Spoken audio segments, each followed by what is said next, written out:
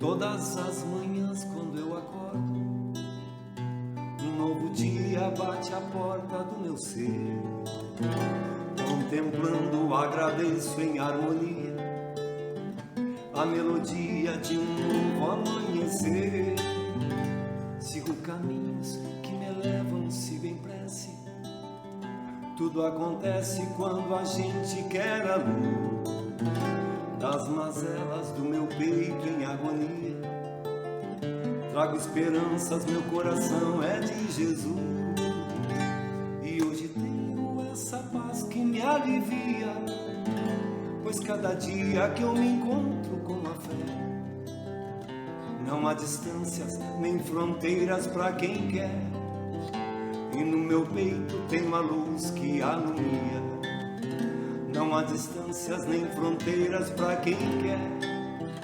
E no meu peito tem uma luz que alumia. E hoje cuido dessa chama pra viver, evoluindo a cada dia com gratidão, na caridade, na humildade, no amor, e no olhar de igualdade a cada irmão.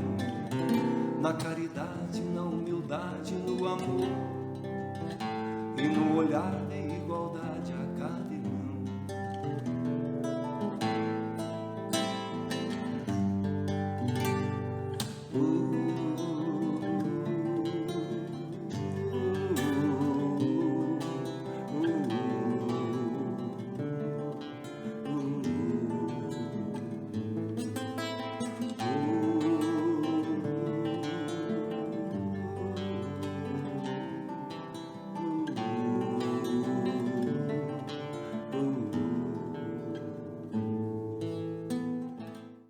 Boa noite a todos os nossos irmãos aqui presentes, encarnados e desencarnados.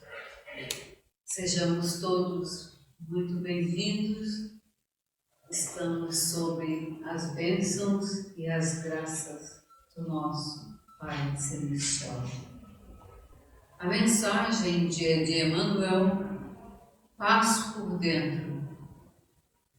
Aceita a fatalidade do progresso. Trabalha e segue adiante. Medita na necessidade dos outros. Procura colocar-te no lugar do próximo, exercitando compreensão. Não guardes ressentimentos. Auxilia para o bem geral quanto se te faça possível.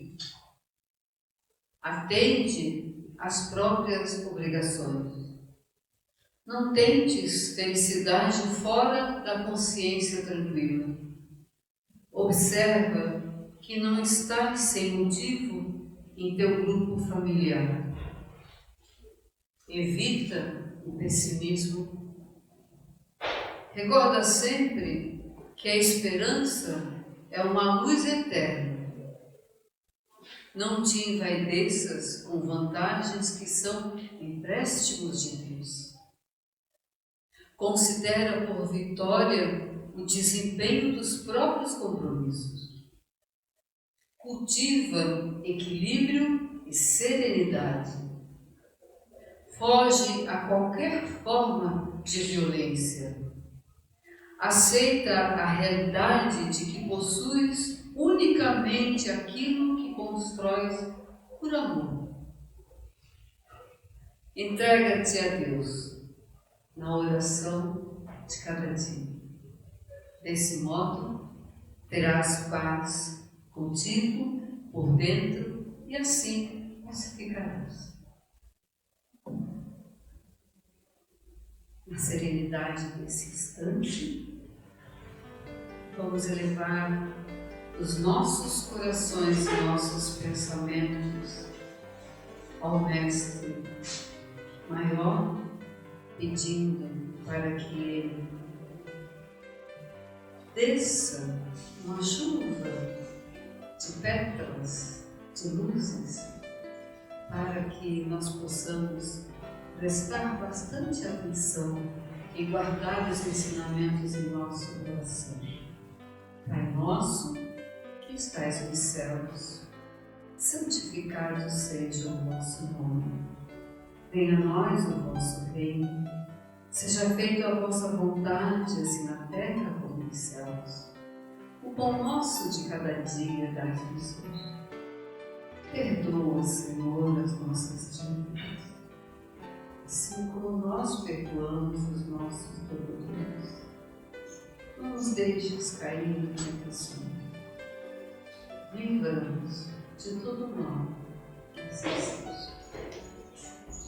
Temos hoje aqui a presença do nosso irmão Lino e vamos então aos conhecimentos da noite. Sejam todos muito bem-vindos à CEOB. Desde já agradeço imensamente a casa pela confiança e pelo convite de me permitir aqui estar com vocês nessa noite.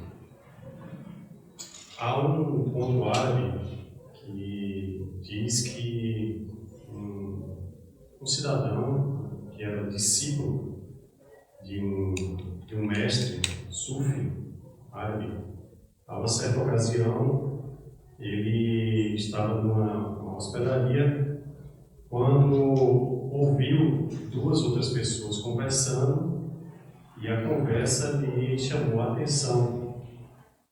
Ele reconheceu pela voz de uma delas que uma era o seu próprio mestre e a outra, pelo teor da conversa, ele identificou como sendo o anjo da morte. E aquela conversa entre eles lhe chamou muitíssimo a atenção, porque, pelo que os dois falavam, ele entendeu que o anjo da morte ali estava, naquela cidade, para recolher consigo um certo número dos habitantes que ali moravam. E ele, então, tomado de medo, de pavor, não demorou a decidir sair da cidade o quanto antes. Providenciou uma montaria e saiu em disparada da cidade até uma outra cidade distante, chamada Samarcande, e decidiu ficar lá para evitar, então, o contato com o anjo da morte, muito embora não houvesse escutado o seu nome entre aqueles que ali estavam listados no dia. Alguns dias depois, o mestre sufi dele voltou a encontrar o anjo da morte. E o anjo, então, lhe perguntou onde está aquele seu discípulo que lhe acompanhava sempre, que estava sempre próximo a você. E o mestre disse: não o vejo já há alguns dias, deve estar em contemplação pela natureza, deve estar meditando em algum lugar que eu não consigo saber aonde é. Mas por que você me pergunta sobre o meu discípulo? E o anjo da morte então disse: é curioso, porque o nome dele está na minha lista, mas aqui diz que eu devo encontrá-lo em Samarcande daqui a algumas semanas. Então, aquilo que era o grande pavor, o temor daquele discípulo desavisado, era um fato inevitável para ele. Ali a algumas semanas, o anjo o encontraria exatamente conforme estava previsto. Esse conto ele é bastante interessante, porque ele nos fala dessa inevitabilidade que é o viver, o estar vivo, estar encarnado e o estar desencarnado. Faz parte do nosso próprio ciclo da vida, do nosso próprio ciclo natural e do próprio processo evolutivo ao qual todos nós estamos vinculados. A justiça divina, ela é sábia, ela é soberana, tal qual os Espíritos indicaram lá no Livro dos Espíritos, quando Kardec lhes pergunta sobre uma lista breve de atributos e qualidades, se elas se aplicavam a Deus. Então, Kardec vai listando aquilo que, do ponto de vista dele, do entendimento, da na compreensão que se poderia ter se aquilo correspondia às qualidades de Deus. Obviamente, nenhum de nós, nem mesmo o próprio Kardec, seria capaz de encerrar o assunto sobre Deus em uma pequena lista de atributos. Mas ele oferece a sua contribuição do ponto de vista da inovação, da compreensão sobre Deus, do aprofundamento da compreensão sobre Deus. E vai perguntando aos espíritos se poderia se aplicar aqueles atributos. A unicidade, Deus é único, a perfeição, a onipresença, se isso eram realmente características de Deus, e acrescenta no final da lista sobre a sua justiça. E quando ele fala da justiça, é bastante curioso, porque Kardec anota dois atributos juntos num só. E ele pergunta então sobre a justiça e a bondade. Justiça e bondade. E a esses dois, ele acrescenta ainda um qualificador, porque ele coloca o atributo como soberano, justiça soberana e bondade soberana. Isso é atributo de Deus e os Espíritos concordam com ele, é atributo de Deus. Justiça e bondade em Deus não se separam, mas em modo absoluto, em modo soberano, em modo que escapa do nosso próprio entendimento muitas vezes, em modo que supera a condição que nós conseguimos dar conta, que nós conseguimos compreender de forma mais imediata. Justiça e bondade em Deus são atributos também da sua perfeição. Na terceira parte de O Livro dos Espíritos, Kardec inicia a sua investigação a respeito daquilo que ele chamou de as leis morais, ou leis naturais, ou leis divinas. E essa ideia das leis morais ou leis naturais seriam exatamente essas leis no modo divino, no modo absoluto, no modo que é diferente do nosso modo humano. As nossas leis humanas, elas têm muitas limitações. E elas estão sujeitas a transformações constantes. As leis de Deus não podem ser assim. As leis de Deus têm que ter as mesmas características que o próprio Deus tem. Que características são essas? A perfeição, a imutabilidade. As leis de Deus não podem ficar sendo alteradas, né, conforme passa um tempo, Deus decide, agora eu não vou mais, essa lei aqui está revogada, eu vou propor uma outra legislação. Não pode ser assim. E elas têm que se aplicar a toda a criação divina. Então Kardec vai propondo as leis e vai perguntando para os espíritos, olha, tal lei está de acordo com o entendimento que vocês têm da lei divina ou natural? E ele vai elaborando, né? Igualdade. Igualdade é uma lei natural. E aí os espíritos vão dizer, sim, está conforme a lei de Deus. Sociedade faz parte da lei divina, natural. Os espíritos vão dizer, sim, sociedade é uma lei. E aí, né, vem uma série de questões depois disso. E tem uma delas que se chama lei de destruição. E Kardec vai perguntar, a destruição é uma lei natural? Os espíritos vão dizer, sim, a destruição é uma lei natural.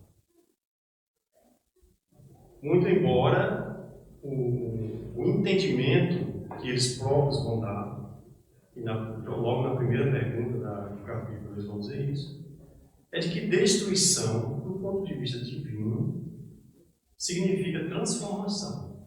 E essa lei de destruição, ela é então, o sentido dela é essa transformação, de renovação física e moral que se aplica a toda a obra divina. Dentro desse capítulo da lei de destruição, há um subcapítulo no qual Kardec trata, na tradução direta lá do francês, seriam os flagelos destruidores. E aí o sentido de flagelo aqui é o das catástrofes, das calamidades destruidoras. Então, tem absolutamente tudo a ver com o que nós estamos passando E Kardec vai perguntar aos espíritos por que Deus permite que de tempos em tempos essas calamidades venham a dizimar uma parte da população. É importante a gente perceber aqui que essas calamidades, elas têm poderíamos dizer, duas vertentes diferentes, né? Que às vezes se somam, se cooperam de maneira a potencializar a lei de destruição. Porque essas calamidades, essas catástrofes, às vezes elas são provocadas pela própria humanidade. Somos nós mesmos que, invigilantes, né, ou ainda desconhecedores, né, das consequências, que provocamos as calamidades. Às vezes conhecedores das consequências, mas ainda assim imperfeitos, provocamos as calamidades. E em outras ocasiões, essas calamidades, né, esses flagelos, são naturais. Eles são consequência, né, de nós habitarmos um planeta jovem ainda, que vai em constante transformação. E essas transformações do nosso planeta são então um veículo de operação dessa lei de destruição, que vai recolher por vezes um número expressivo, né, de irmãos. Mas em ambos os casos, não há o desamparo da espiritualidade. Na mesma medida em que a lei de destruição opera também a lei de justiça, de amor e de caridade divina. Apenas para exemplificar, a gente poderia, por exemplo, relembrar aquele livro, o livro do Divaldo Pereira Franco, chamado Transição Planetária.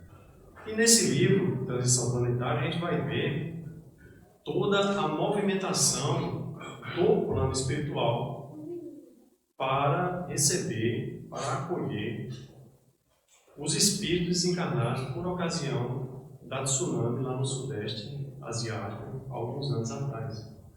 E há um outro exemplo, anterior a esse da Transição Planetária, que é o exemplo que está no livro Nosso Lar. E quem leu o livro Nosso Lar, ou quem assistiu o filme, vai ver que mais para o final do filme, que também no enredo do livro também está mais para o final, né, já está no capítulo 42, se não me engano, vai ver que há uma grande movimentação na colônia Nosso Lar, porque a história se passa desde um pouco antes da Segunda Guerra até durante a Segunda Guerra. Então vai ver que há uma intensa preparação na colônia espiritual Nosso Lar para receber os espíritos desencarnados, uma parcela dos espíritos desencarnados, por ocasião da Segunda Guerra. Então, quando Kardec pergunta aos espíritos, né, por que Deus permite que de tempos em tempos aconteçam esses flagelos, os espíritos respondem: para que se opere o progresso da humanidade. E ele fica preocupado, insiste em algumas perguntas, mas impressiona, né, o número de vítimas dos flagelos. E os espíritos vão dizer: não há diferença. Chegada a hora, como no conto do discípulo árabe, chegada a hora, o desencarne vai acontecer de uma forma ou de outra. E a vida vai continuar. E os espíritos desencarnados serão todos acolhidos, serão todos abrigados em lares, em locais adequados a cada um deles. Na sequência, vejamos que interessante, porque na sequência há uma outra pergunta de Kardec sobre ainda a questão das catástrofes, perguntando assim, indagando os espíritos: não há outras formas de promover o progresso? E os espíritos dizem: claro que há, mas a humanidade normalmente não as utiliza, né? Faz pouco delas. A própria inteligência humana, ela é uma forma de evitar as catástrofes. É uma forma de minimizar os efeitos do esgoto. E a própria espiritualidade, ela é pródiga nos avisos, né, nos anúncios. Mas muitas vezes a gente vai de vídeos loucos que não tá, que aquilo não é conosco. No final da questão 740, pergunta se essas catástrofes, se elas são uma espécie de prova moral. E os espíritos superiores respondem assim, que os flagelos, essas calamidades, elas são provas que dão ao homem, à humanidade, ocasião de exercitar sua inteligência, de demonstrar sua paciência e resignação ante a vontade de Deus, e que lhe oferecem ensejo de manifestar seus sentimentos de abnegação, de desinteresse e de amor ao próximo. E no final, eles colocam uma última recomendação: se não estiver dominado pelo egoísmo. Então, meus amigos, não há fatalidade, não há o acaso. Há a justiça divina operando a nosso próprio favor, ao lado da bondade divina, em modo pleno, em modo soberano.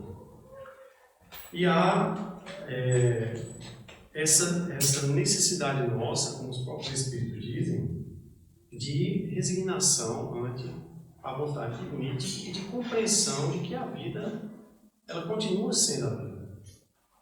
Tenhamos confiança, temos fé em Deus, temos fé em Jesus. Essa etapa de transição, ela vai trazer ainda outros quadros semelhantes a isso. Estejamos preparados, com fé em Deus, estejamos prontos em Jesus e saibamos que Ele não nos abandona. Muito pelo contrário, Jesus é que está à frente desse grande processo de renovação do nosso mundo. Assim, vamos então à segunda parte do nosso momento espiritual com a aplicação do passe coletivo. Vamos fechar os nossos olhos, baixar a cabeça, sentir o coração e aguardar nesse instante a grande luz que vem preencher o nosso íntimo, aumentando a nossa fé, aumentando a nossa confiança, trazendo-nos à disposição para seguirmos em frente. Serenidade ao Espírito.